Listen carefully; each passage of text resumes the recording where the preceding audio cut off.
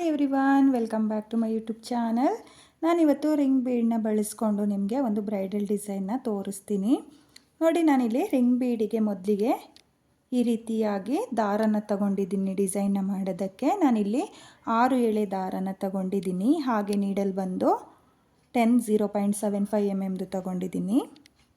ನೋಡಿ, ಮೊದಲಿಗೆ ರಿಂಗ್ ಬೀಡನ್ನ ಸೇರಿಸಿ ಈ ರೀತಿಯಾಗಿ ನಾಟ್ನ ಹಾಕ್ಕೋಬೇಕು. ಮೊದಲಿಗೆ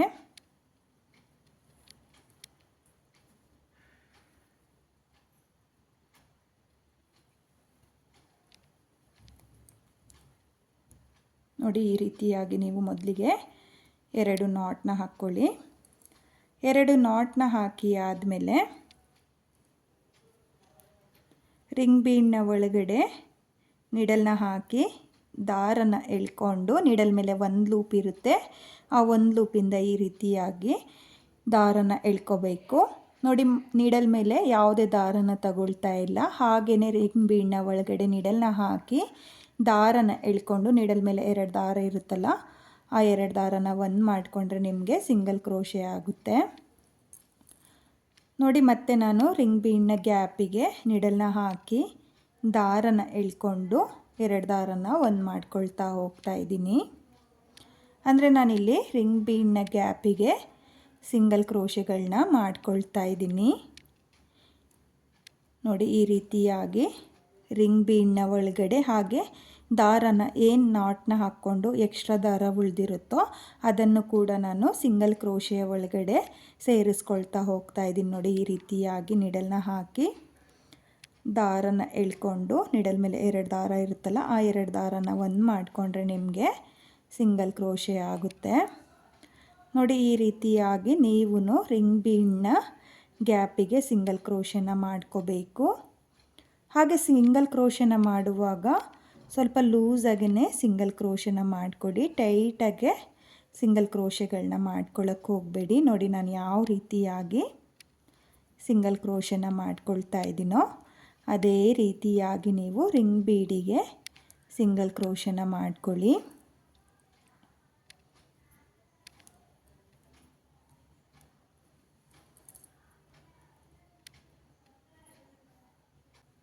ನಾನಿಲ್ಲಿ ರಿಂಗ್ ಬೀಡ್ನ ಗ್ಯಾಪಿಗೆ ಒಟ್ಟು 21 ಸಿಂಗಲ್ ಕ್ರೋಶೆನ ಮಾಡ್ಕೊಂಡಿದ್ದೀನಿ.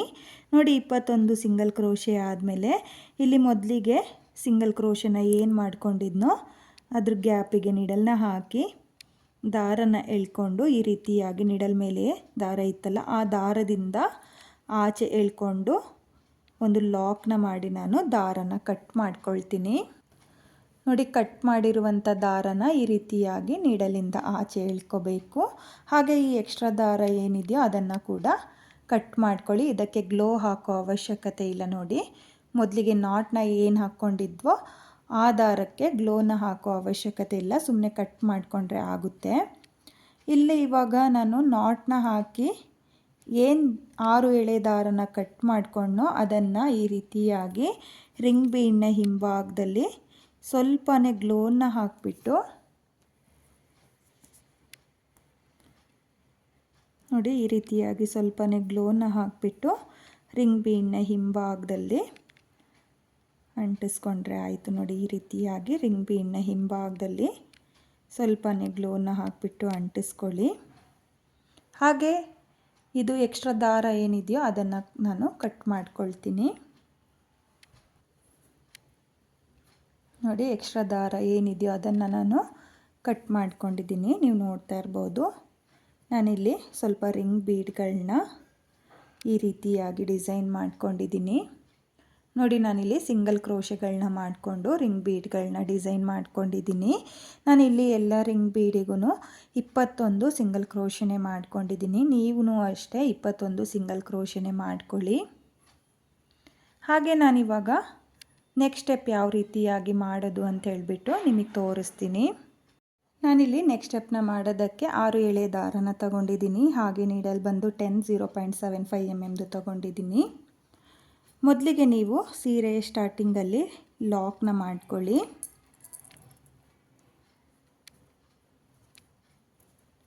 ನೋಡಿ, ಈ ರೀತಿಯಾಗಿ ಸೀರೆಯ ಸ್ಟಾರ್ಟಿಂಗಲ್ಲಿ ಮೊದಲಿಗೆ ಒಂದು ಸಲ ಲಾಕ್ನ ಮಾಡ್ಕೊಳ್ಳಿ. ಲಾಕ್ನ ಮಾಡಿ ಆದಮೇಲೆ ಲಾಕ್ನ ಪಕ್ಕದಲ್ಲೇ ಮತ್ತೆ ಒಂದು ಸಲ ಲಾಕ್ನ ಮಾಡ್ಕೊಳ್ಳಿ. ನೋಡಿ 2 ಸಲ ಲಾಕ್ನ ಮಾಡಿ ಆದಮೇಲೆ 1 2 3 4 5 ನೋಡಿ ನಾನಿಲ್ಲಿ 5 ಚೈನ್ನ ಹಾಕಿಬಿಟ್ಟು ಎಲ್ಲಿಗೆ ಬರುತ್ತೋ ಅಲ್ಲಿಗೆ ಸ್ಟ್ರೈಟಾಗಿಟ್ಟು 5 ಚೈನ್ನ ಲಾಕ್ ಮಾಡ್ಕೊಳ್ತಾ ಇದ್ದೀನಿ. ಲಾಕ್ನ ಮಾಡಿ ಆದಮೇಲೆ ಲಾಕ್ನ ಪಕ್ಕದಲ್ಲೇ ಮತ್ತೆ ಒಂದು ಸಲ ಲಾಕ್ನ ಮಾಡ್ಕೊಳ್ಳಿ. ನೋಡಿ ಲಾಕ್ನ ಮಾಡಿ ಆದಮೇಲೆ ಏನು ಸಿಂಗಲ್ ಕ್ರೋಶೆಗಳನ್ನ ಮಾಡಿಕೊಂಡು ನೀವು ಬೀಡ್ಗಳನ್ನ ಇಟ್ಕೊಂಡಿರ್ತೀರೋ ನೋಡಿ ಈ ರೀತಿಯಾಗಿರೋ ರಿಂಗ್ ಬೀಡನ್ನ ಸೇರಿಸ್ಕೋಬೇಕಾಗುತ್ತೆ. ನೋಡಿ ಹಿಂಭಾಗದಲ್ಲಿ ಗ್ಲೋನ ಹಾಕಿಬಿಟ್ಟಿದ್ದೀನಲ್ಲ ಅದನ್ನು ಈ ರೀತಿಯಾಗಿ ಉಲ್ಟಾ ಮಾಡ್ಕೋಬೇಕು. ಸೀದಾ ಸೈಡನ್ನ ಸೀದಾನೇ ಇಟ್ಕೊಳ್ಳಿ. ನೋಡಿ ಇಲ್ಲಿ ಮೊದಲನೇ ಸಿಂಗಲ್ ಕ್ರೋಶೆ ಮೇಲ್ಗಡೆ ನಿಡಲ್ನ ಹಾಕಿ ದಾರನ ಎಳ್ಕೊಂಡು ಮೊದಲಿಗೆ ಒಂದು ಸಿಂಗಲ್ ಕ್ರೋಶೆನ ಮಾಡ್ಕೋಬೇಕು. ನೋಡಿ ಒಂದು ಸಿಂಗಲ್ ಕ್ರೋಶೆ ಆದಮೇಲೆ ಎರಡನೇ ಸಿಂಗಲ್ ಕ್ರೋಶೆಯ ಮೇಲ್ಗಡೆ ನಿಡಲ್ನ ಹಾಕಿ ದಾರನ ಎಳ್ಕೊಂಡು ಮತ್ತೆ ಒಂದು ಸಿಂಗಲ್ ಕ್ರೋಶೆನ ಮಾಡ್ಕೊಳ್ಳಿ.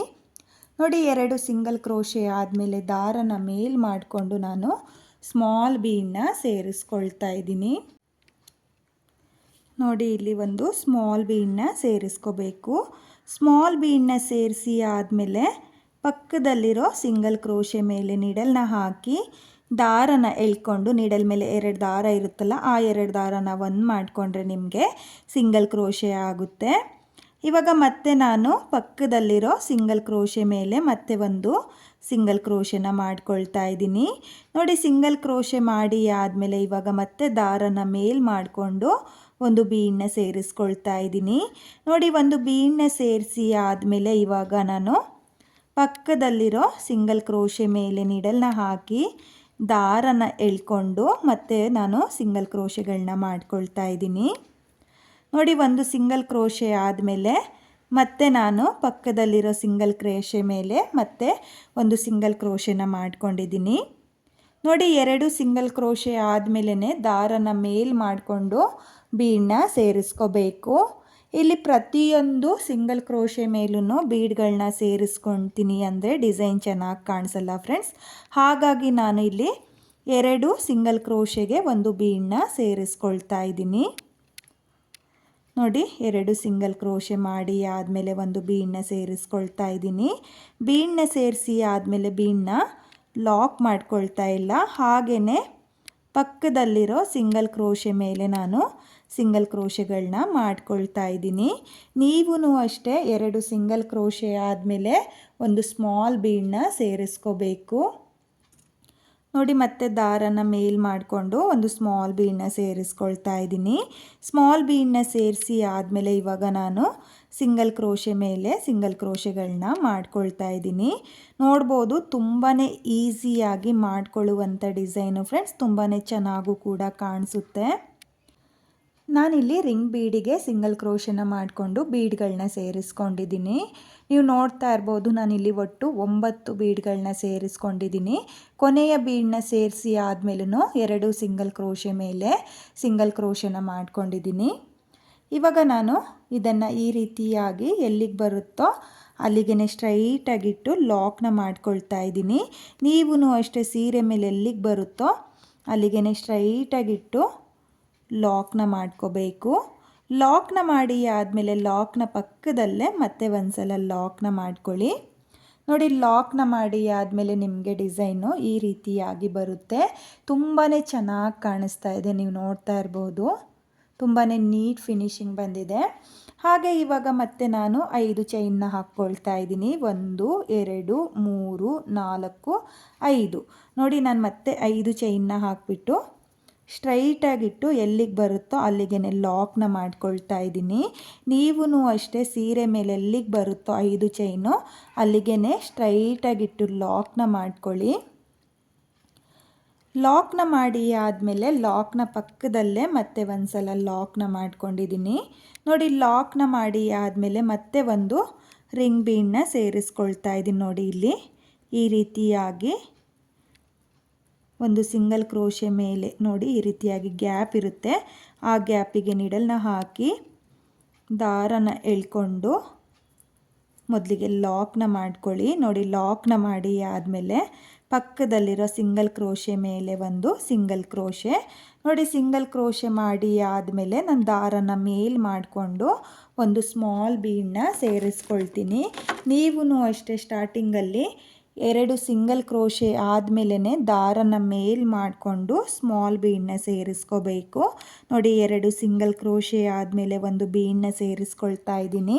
ಬೀಡನ್ನ ಸೇರಿಸಿ ಆದಮೇಲೆ ಬೀಡನ್ನ ಲಾಕ್ ಮಾಡ್ಕೊಳ್ತಾ ಇಲ್ಲ, ಹಾಗೆಯೇ ಪಕ್ಕದಲ್ಲಿರೋ ಸಿಂಗಲ್ ಕ್ರೋಶೆಗಳ ಮೇಲೆ ಸಿಂಗಲ್ ಕ್ರೋಶೆನ ಮಾಡ್ಕೊಳ್ತಾ ಇದ್ದೀನಿ. ನೋಡಿ 2 ಸಿಂಗಲ್ ಕ್ರೋಶೆ ಮೇಲೆ ಸಿಂಗಲ್ ಕ್ರೋಶೆನ ಮಾಡಿ ಆದಮೇಲೆ ಮತ್ತೆ ದಾರನ ಮೇಲ್ ಮಾಡಿಕೊಂಡು ನಾನು ಸ್ಮಾಲ್ ಬೀಡನ್ನ ಸೇರಿಸ್ಕೊಳ್ತಾ ಇದ್ದೀನಿ.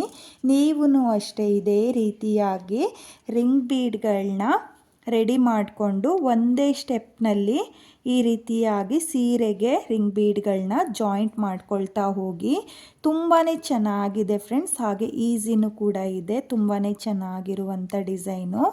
ನೋಡಿ ಮತ್ತೆ ನಾನು 2 ಸಿಂಗಲ್ ಕ್ರೋಶೆ ಮಾಡಿ ಆದಮೇಲೆ ಬೀಡನ್ನ ಲಾಕ್ ಮಾಡ್ಕೊಳ್ತಾ ಇಲ್ಲ, ಹಾಗೆಯೇ 2 ಸಿಂಗಲ್ ಕ್ರೋಶೆ ಮೇಲೆ 2 ಸಿಂಗಲ್ ಕ್ರೋಶೆಗಳನ್ನ ಮಾಡ್ಕೊಳ್ತಾ ಇದ್ದೀನಿ. ನೋಡಿ ಮತ್ತೆ ಒಂದು ಬೀಡನ್ನ ಸೇರಿಸ್ಕೊಳ್ಳಿ. ಬೀಡನ್ನ ಸೇರಿಸಿ ಆದಮೇಲೆ ಸಿಂಗಲ್ ಕ್ರೋಶೆನ ಮಾಡ್ಕೋಬೇಕು. ಹಾಗೆ ಸಿಂಗಲ್ ಕ್ರೋಶೆನ ಮಾಡುವಾಗ ಸ್ವಲ್ಪ ಲೂಸಾಗೇ ಮಾಡ್ಕೊಳ್ಳಿ. ಟೈಟಾಗೆ ಎಳೆದು ನೀವು ಸಿಂಗಲ್ ಕ್ರೋಶೆನ ಮಾಡ್ಕೊಳ್ಳೋಕೆ ಹೋಗಬೇಡಿ, ಡಿಸೈನ್ ಚೆನ್ನಾಗಿ ಬರಲ್ಲ. ನೋಡಿ ಇಲ್ಲಿ ನಾನು ಎಲ್ಲೂ ಕೂಡ ಸ್ಕಿಪ್ ಮಾಡ್ದಲೇ ಪ್ರತಿಯೊಂದು ಸಿಂಗಲ್ ಕ್ರೋಶೆಯ ಕಂಬದ ಮೇಲೂ ಸಿಂಗಲ್ ಕ್ರೋಶೆನ ಮಾಡ್ಕೊಳ್ತಾ ಇದ್ದೀನಿ. ನೋಡಿ 2 ಸಿಂಗಲ್ ಕ್ರೋಶೆ ಆದಮೇಲೆ ಒಂದು ಬೀಡನ್ನ ಸೇರಿಸ್ಕೊಳ್ಬೇಕು. ಒಂದು ಬೀಡನ್ನ ಸೇರಿಸಿ ಆದಮೇಲೆ ಮತ್ತೆ 2 ಸಿಂಗಲ್ ಕ್ರೋಶೆನ ಮಾಡ್ಕೊಳ್ತಾ ಇದ್ದೀನಿ. ನೋಡಿ ಮತ್ತೆ ನಾನು 9 ಸ್ಮಾಲ್ ಬೀಡ್ಗಳನ್ನ ಸೇರಿಸ್ಕೊಂಡು ಸಿಂಗಲ್ ಕ್ರೋಶೆನ ಮಾಡ್ಕೊಂಡಿದ್ದೀನಿ. ಇವಾಗ ಎಲ್ಲಿಗೆ ಬರುತ್ತೋ ಅಲ್ಲಿಗೆ ಸ್ಟ್ರೈಟಾಗಿಟ್ಟು ನೀವು ಸೀರೆಗೆ ಲಾಕ್ನ ಮಾಡ್ಕೋಬೇಕು.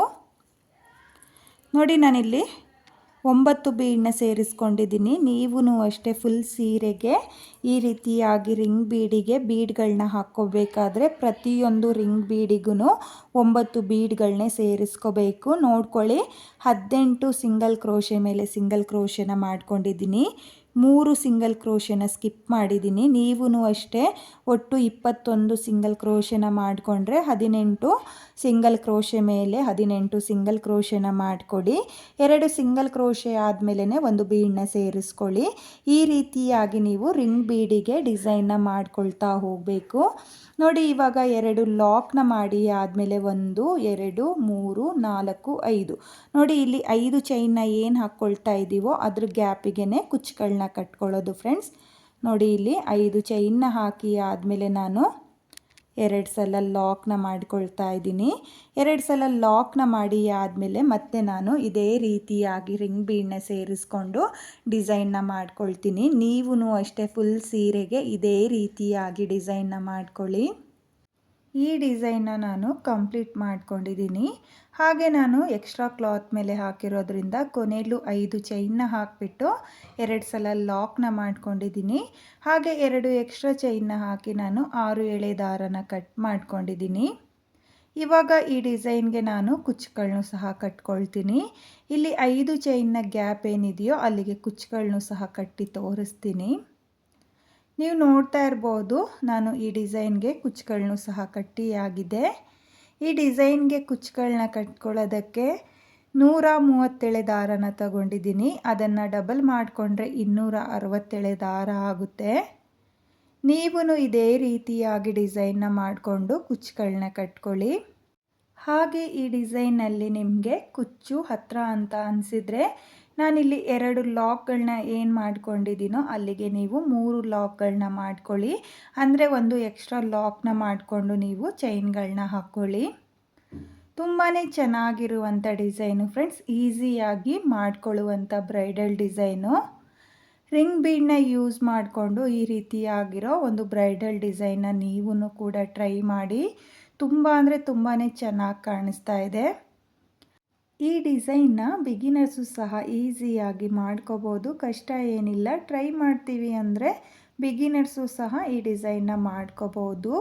ತುಂಬಾ ಚೆನ್ನಾಗಿರುವಂಥ ಡಿಸೈನು ಫ್ರೆಂಡ್ಸ್, ತುಂಬಾ ನೀಟ್ ಫಿನಿಶಿಂಗ್ ಬಂದಿದೆ. ನಿಮಗೆ ಈ ಡಿಸೈನ್ ಇಷ್ಟ ಆಗಿದ್ದರೆ ಖಂಡಿತವಾಗ್ಲೂ ಒಂದ್ಸಲ ಟ್ರೈ ಮಾಡಿ. ಈ ಡಿಸೈನ್ಗೆ ನಾನು ಒಂದೇ ಕಲರ್ನಲ್ಲಿ ಕುಚ್ಚುಗಳನ್ನ ಕಟ್ಕೊಂಡಿದ್ದೀನಿ. ನೀವು ಬೇಕಾದರೆ ಸೀರೆ ಮೇಲೆ ಹಾಕ್ಕೊಳ್ಳುವಾಗ ಕಲರ್ ಕಾಂಬಿನೇಷನ್ನಲ್ಲೂ ಕುಚ್ಚುಗಳನ್ನ ಕಟ್ಕೋಬೋದು, ಚೆನ್ನಾಗಿ ಕಾಣಿಸುತ್ತೆ. ಹಾಗೆ ಇವತ್ತಿನ ಈ ಡಿಸೈನ್ಗೆ ಪ್ರೈಸ್ ಬಂದು ಒಂದು 900ಇಂದ ನೀವು 1000ವರೆಗೂ ಚಾರ್ಜ್ ಮಾಡ್ಕೋಬೋದು. ನಿಮ್ಮ ಪ್ಲೇಸಸ್ ಮೇಲೆ ಡಿಪೆಂಡ್ ಆಗುತ್ತೆ. ಕಡಿಮೆ ಜಾಸ್ತಿ ನೋಡಿಕೊಂಡು ನೀವು ಈ ಡಿಸೈನ್ಗೆ ಪ್ರೈಸ್ನ ಮಾಡ್ಕೊಳ್ಳಿ. ಹಾಗೆ ಇವತ್ತಿನ ಈ ಡಿಸೈನು ನಿಮಗೆಲ್ಲ ಇಷ್ಟ ಆಗಿದೆ ಅಂದ್ಕೊಂಡಿದ್ದೀನಿ. ನಿಮಗೆ ಈ ಡಿಸೈನ್ ಇಷ್ಟ ಆಗಿದ್ದರೆ ನನ್ನ ವಿಡಿಯೋನ ಯಾರು ನೋಡ್ತಾ ಇದ್ದೀರೋ ಪ್ಲೀಸ್ ನನ್ನ ಚಾನಲ್ನ ಸಬ್ಸ್ಕ್ರೈಬ್ ಮಾಡಿಕೊಂಡಿಲ್ಲ ಅಂದರೆ ಪ್ಲೀಸ್ ನನ್ನ ಚಾನಲ್ನ ಸಬ್ಸ್ಕ್ರೈಬ್ ಮಾಡಿಕೊಂಡು ಸಪೋರ್ಟ್ ಮಾಡಿ. ಹಾಗೆ ವಿಡಿಯೋಗೆ ಒಂದು ಲೈಕ್ನ ಕೊಡೋದನ್ನು ಮಾತ್ರ ಮರಿಬೇಡಿ. ಡಿಸೈನ್ ಹೇಗಿದೆ ಅಂತೇಳ್ಬಿಟ್ಟು ಕಾಮೆಂಟ್ನ ಮಾಡಿ ಹಾಗೆ ಶೇರ್ ಮಾಡಿ. Thank you friends. Thank you for watching.